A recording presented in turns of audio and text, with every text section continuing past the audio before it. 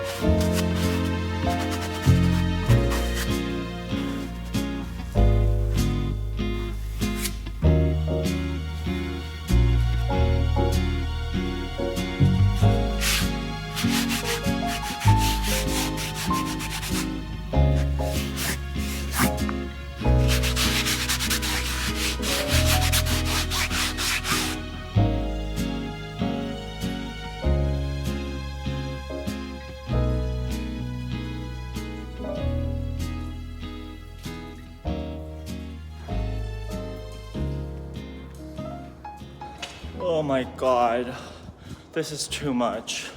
I just finished my run. It was too much, y'all.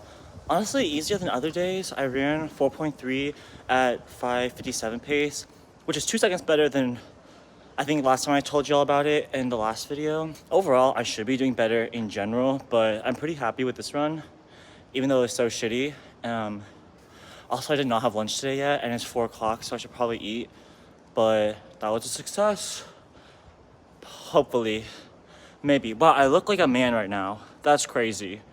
Wow. Ugh.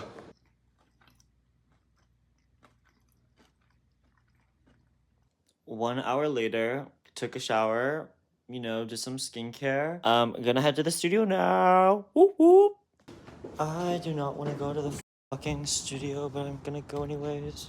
I feel like this entire vlog, it's just me forcing myself to do work when I'm just tired, babe. Like, I want to go to bed. But I'm gonna head to the studio right now, and maybe I'll see my friend Hera, so maybe I will see her in like 2 seconds.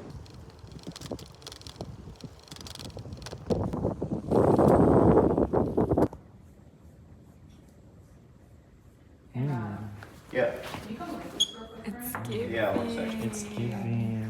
So I just got back from class, and it was a really fun moment. For the entire 2 hours, practically, I was just going through all the DMs on Art Talk Collective's Instagram and sifting through them, looking for the stick figures that we received. For context, y'all, because I didn't even explain what the stick figure project was. We released a stick figure open call on Art Talk Collective's Instagram, which was this. Can you draw a stick figure? Well, if you can, we want to feature your art in the next Art Talk zine. Any person at any age or experience can make art, and this zine will prove just that. Every stick figure DM to the Art Talk Collective Instagram between now and Saturday, February 10th, 11:59 PST will be published in the zine, and your username will be in the credits. It's that simple, so get drawing and submit now. So over the course of 72 hours, we received over like 1,500 messages of stick figure requests. Yeah, actually, there's nothing else to say really. That was the context. Yeah.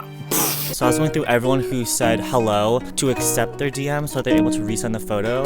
And then of course, when I accept their DM, they don't get notified. So I have to hand go in and then send them a message being like, oh, we accepted you, send your photo now, you're good. So I had to do that for over 1,000 people. Of those 1,000 people, let's say 200 of them were able to send through their photos. Each photo they sent of their stick figure, I had to screenshot and then go into the file name and then rename it their username to make it easier when I build out the website that all of these drawings will go into. And then once they're already uploaded, the file name will automatically show up as their username, which will be helpful. So I'm saving my ass for later. So this will save me time in the end, even though it is a very laborious kind of mechanical process. And you wouldn't think it takes that much time to like screenshot and then rename a file, but when you do it over 200 times, like in class today, I managed to get 270 people's stick figures. Like that took 2 hours total, like a solid 2 hours. And that means I'm only like a quarter of the way through. So it'll take me another like 6 hours to do everything well. And then after that, I'm divvying up 10 groups of 100 people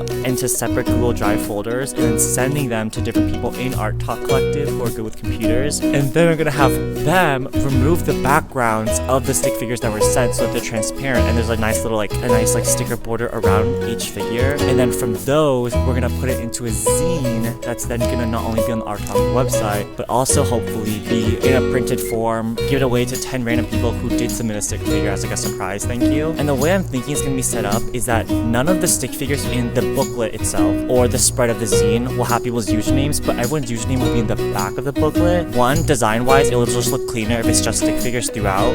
Two, the whole thing, right, is like removing ego and this idea of only some people can draw, only like the geniuses can draw, the people who grew up learning how to draw can make art. But the thing about accessibility is that everyone can do it. And when everyone can do it, it's more about the collective than the individual. For example, like you won't know whose is whose. Like you won't know if someone with like 500k followers has a certain stick figure or someone with 0 followers has a certain stick figure or someone with 10 years of art experience has a stick figure or not. It's all mushed together. That's the concept behind it. But if you were really curious on who did what, there would be the archive section, which I was talking about earlier on the website, where it will have everyone's file with their usernames. So that's the goal. A lot of work cut out, but I'm super excited for it. Like I feel like really strong about it. I feel really good about it. So we'll just see what happens. And what I love too is that like different from my own practice where like you spend 8 hours on your own painting, share it to Instagram, and then people maybe spend 5 seconds looking at it. This is a nice energy exchange because whereas that centers the artist, this is now them as the artist spending maybe 15 seconds on a drawing, and then us in the back, I'll spend like 30 seconds to a minute on each person's drawing, and that like energy exchange is more equal than me making a painting that's telling you what to think. I don't know. That's like my thought process for everything, but we'll see. I'm gonna go maybe work out a bit and then take a nap before I go to painting tonight. We shall see.